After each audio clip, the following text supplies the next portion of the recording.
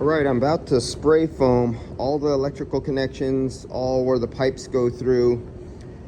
And as you can see here, if you look really carefully, this is where the electrical goes down through. This is the EMT that goes through to the ceiling for the lights.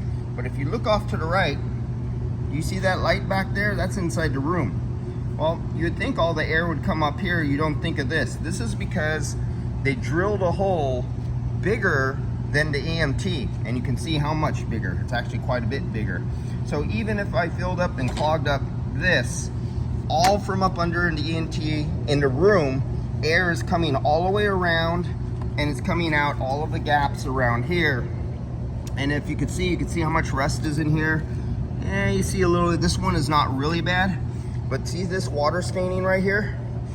On certain cold days when up here it's positive pressure down there, it's 80 degrees, 80% humidity, 70% humidity.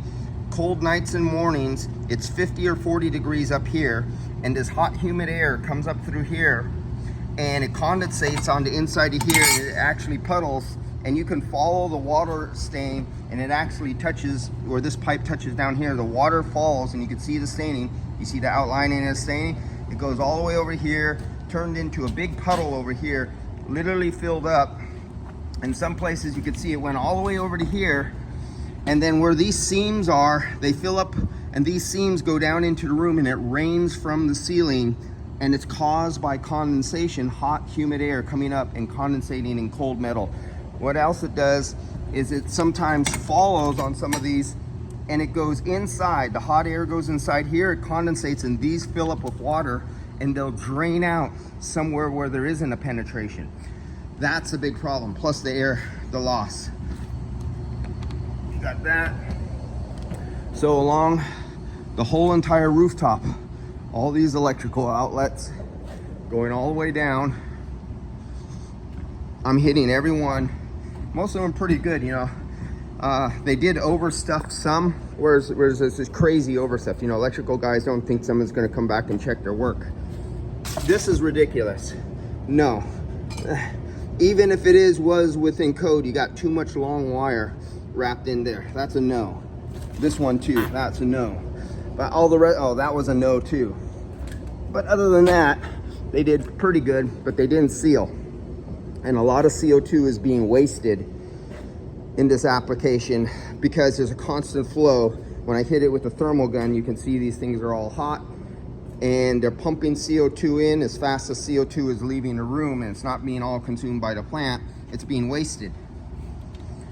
So there's holes going down that I have to go and plug up. Here's another one. I could see light if you could look around there.